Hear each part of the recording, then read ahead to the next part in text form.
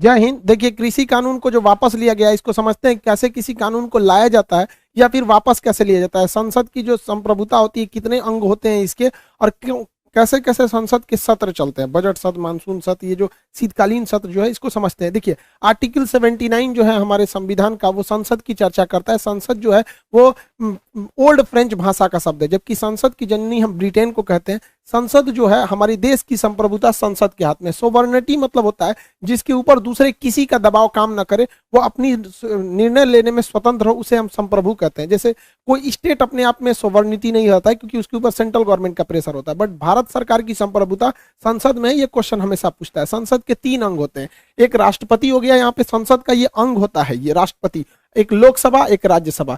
तो लोकसभा जो होता है उसका कलर आप देखेंगे तो कालीन ग्रीन कलर का, ये रेड कलर का, ये मतलब एक जनरली टीवी में दिखाएगा तो आप समझिएगा अंतर क्या है। तो लोकसभा, राज्यसभा और राष्ट्रपति, जब हम इन तीनों को मिलाते हैं तब जाके संसद बनता है। तो संप्रभुता कई लड़के कहते हैं सर राष्ट्रपति के पास होती है। अरे भैया, राष्ट्रपति खुद ही संसद का अंग है, अलग थोड़ी है। क्योंकि संसद में कोई भी चीज कब पारित होता है, लोकसभा, राज्यसभा, जब तक राष्ट्रपति साइन नहीं करेंगे। तो तीनों मिलकर संसद का निर्माण करते हैं और भारत की संप्रभुता यानी ओवरऑल डिसीजन मेकिंग पावर संसद के पास ही है। अब संसद में समझिए क्या होता है। संसद में कोई भी डिसीजन लेने के लिए एक लोकसभा, राज्यसभा, फिर राष्ट्रपति के पास साइन होता है। लेकिन जो भी लोग चुन के जाते हैं, जो मेंबर ऑफ पार्लियामेंट होते हैं यानी जो सांसद होते हैं, वो हमेशा यहाँ नहीं बैठते हैं। साल में इसकी 3 बार बैठक बुलाई जाती है। बैठक बुलाने का अधिकार राष्ट्रपति को है, जिसे संसद का आहूत कहते हैं। और खत्म करके जब वापस भेजते हैं तो उसे संसद का सत्रावसान कहते हैं। तो ये 3 बार ऐसे बैठकों को बुलाया जाता है। सबसे पहला जो हो जाता है बजट सत्र, यानी बजट सेशन जो होता है वो फरवरी से मई तक होता है। ये बहुत बड़ा होता है, इस पर सबसे ज्यादा चर्चा होती है। इसमें बजट होता है, रेल बजट, आम बजट, तब तो मैच मर्ज कर दिया गया। तो सबसे बड़ा यही सत्र होता है। इसके बाद छुट्टी होती है, 1 महीना तक किसी को नहीं आना होता है। मानसून सत्र जुलाई और अगस्त में चलता है। आप देखे होंगे 370 को हटाना हो गया, ये सब चीजें जो थी, ये मानसून सत्र में काफी ज्यादा डिसीजन लिए गए थे इसको। तो ये जुलाई से अगस्त के बीच में होता है। ये भी थोड़ा सा मतलब 1-1.5 महीने का ये भी होता है। लास्ट जो सत्र होता है शीतकालीन सत्र, नवंबर से दिसंबर, ये सबसे छोटा होता है क्योंकि लास्ट नवंबर में शुरू होता है, एकदम नवंबर बिता के ही शुरू होता है। सबसे छोटा होता है शीतकालीन सत्र। अभी जो सत्र चालू होने जा रहा है वो शीतकालीन सत्र चालू हो रहा है। तो संसद के कुल 3 सत्र होते हैं। इसी में संसद कोई भी कानून बना सकती है। 370 हटाना था तो इसी से हटा, CANRC लाना था तो उसी से आया। कोई भी नियम कानून आपको लाना है तो संसद में रखिए। संसद मीन्स लोकसभा, राज्यसभा और राष्ट्रपति साइन करेंगे तो ये हो सकता है कोई भी काम। लेकिन होता क्या है कि कभी कभी एक इमरजेंसी, संविधान निर्माता जब संविधान बना रहे थे तो उनको लगा कि भैया हमने तो संसद को केवल 3 सेशन ही दिए, अगर बीच में कोई बहुत इमरजेंसी आ गई और कानून बनाना पड़ गया, उस इमरजेंसी स्थिति में तब कानून कैसे बनेगा। लेट सपोज कि जैसे जून के महीने में कोई सत्र नहीं चलता है, अक्टूबर में देखेंगे कोई सत्र नहीं है, सितंबर में कोई सत्र इधर नहीं मिला है, तो जून के महीने में सपोज कीजिए कोई सत्र ही नहीं है और इमरजेंसी आ गया, तो उस स्थिति में क्या करेंगे। तो क्या देश को टूटते हुए छोड़ देंगे? नहीं। संविधान निर्माता इसके लिए व्यवस्था करके गए थे ऑर्डिनेंस बिल का अध्यादेश, राष्ट्रपति का अध्यादेश। संविधान का आर्टिकल 123 राष्ट्रपति को यह पावर देता है कि अगर संसद का कोई सत्र नहीं चल रहा है और कोई इमरजेंसी है तो आप कानून बना सकते हैं। और उसके बाद जब संसद का सत्र आ जाएगा तो संसद से कह दीजिएगा कि तुम लोकसभा और राज्यसभा से पास कर दो, हमने तो इमरजेंसी में अपना काम कर दिया। तो इसमें 2 चीजों का ध्यान रखना होता है आर्टिकल 123 के तहत। सबसे पहला कि संसद का कोई सत्र नहीं चल रहा हो और मामला इमरजेंसी का हो। ऐसा नहीं कि कोई नॉर्मल मामला को आप अध्यादेश के थ्रू ला सकते हैं, ऐसा नहीं होना चाहिए।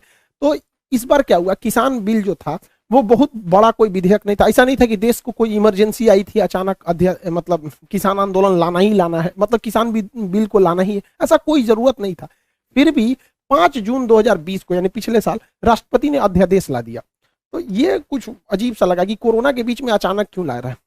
शुरुआत से हुआ। अब 25 सितंबर को जब संसद की बजट सत्र चालू हुआ, मानसून सत्र, क्योंकि इस बार जो पिछले साल जो सत्र हुआ था कोरोना को लेकर थोड़ा सा लेट हुआ था, तो जब मानसून सत्र चालू हुआ तो अध्यादेश को संसद पे रखना पड़ता है लोकसभा और राज्यसभा के पास कि देखिए भैया हमने तो इमरजेंसी में ला दिया।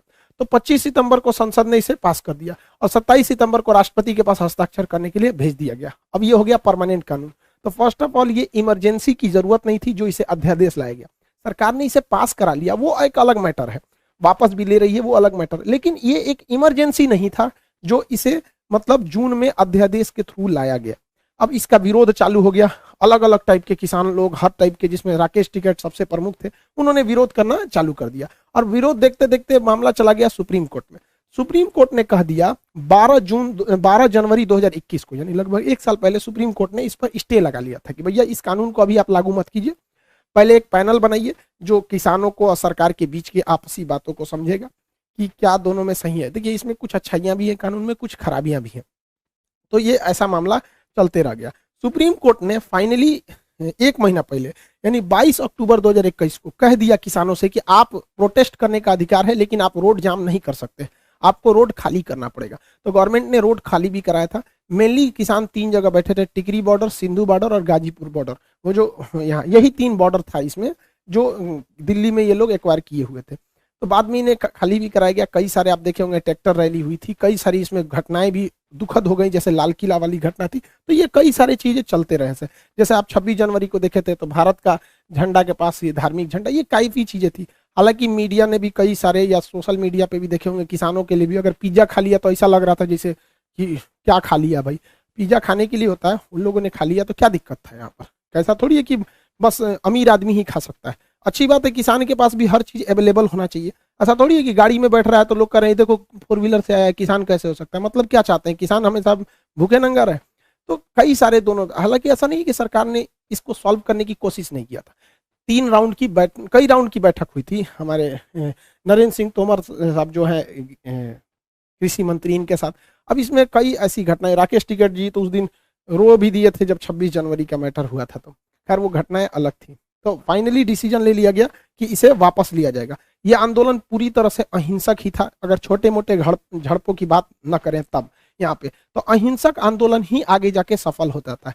चाहे आज़ादी की लड़ाई में देखेंगे तो अहिंसक आंदोलन थोड़ा लंबा समय तक सस्टेन रहा, वही हिंसक रहा तो उसका प्रभाव तो बहुत तगड़ा था, बट एक लंबे समय तक वो नहीं चल सका। तो ये आंदोलन पूर्णतः अहिंसक ही रहा। फिर भी 600 से ज्यादा किसान भाइयों की जान गई कई अलग अलग घटनाओं में, जो कि मतलब अच्छा बात नहीं है। अब सरकार ने घोषणा किया कि इसे वापस ले लिया जाएगा, रिपील किया जाएगा।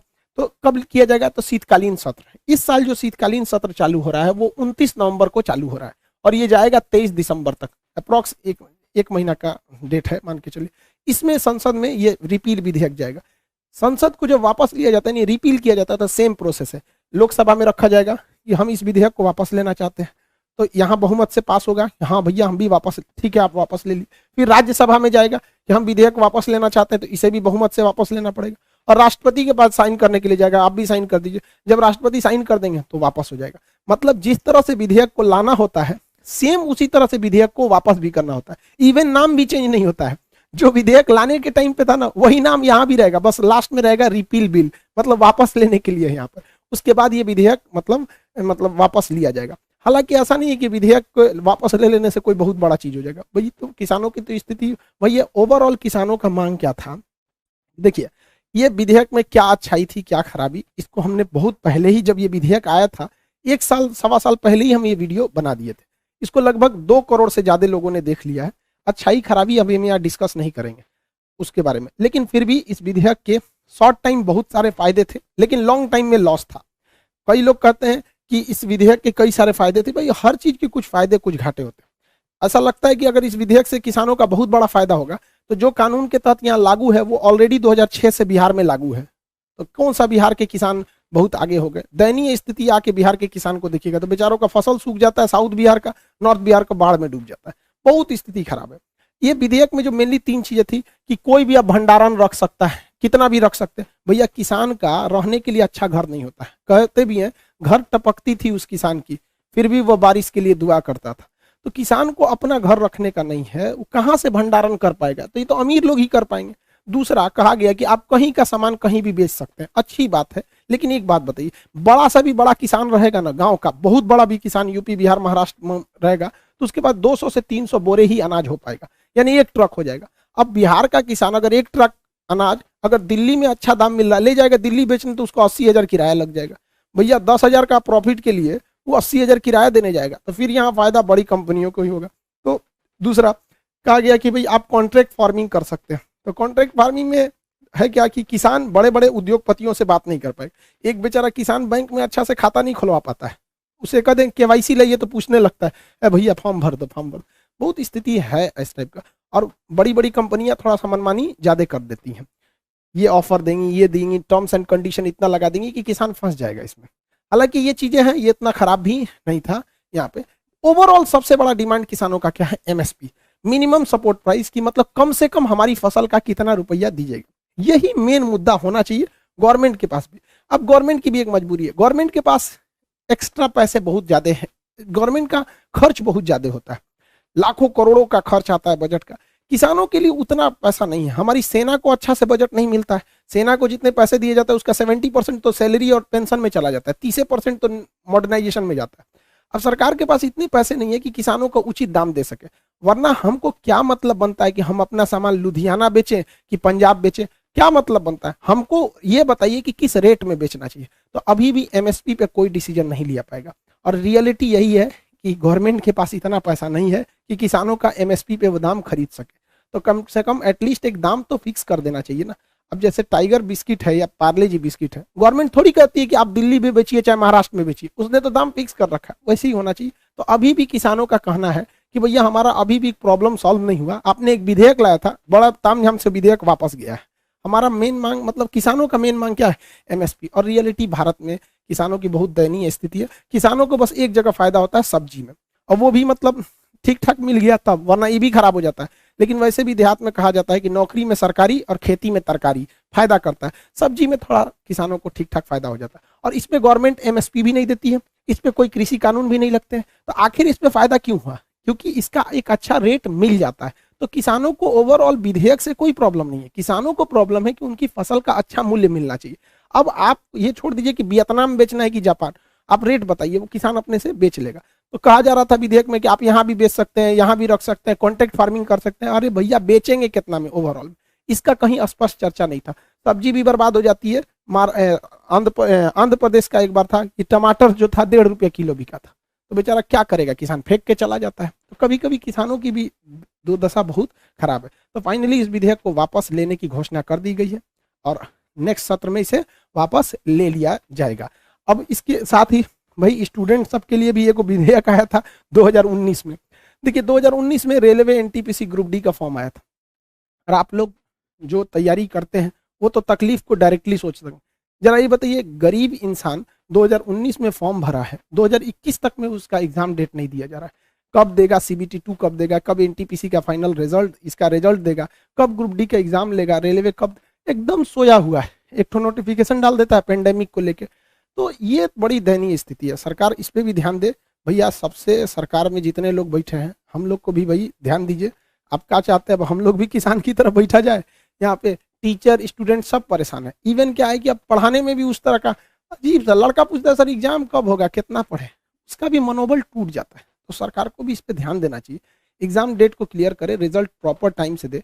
आपका वो पता है कि हमको ये वैकेंसी जाते जाते 2024 आएगी, क्योंकि आया ही था ये वैकेंसी चुनाव में, क्लियर भी होगा चुनाव में।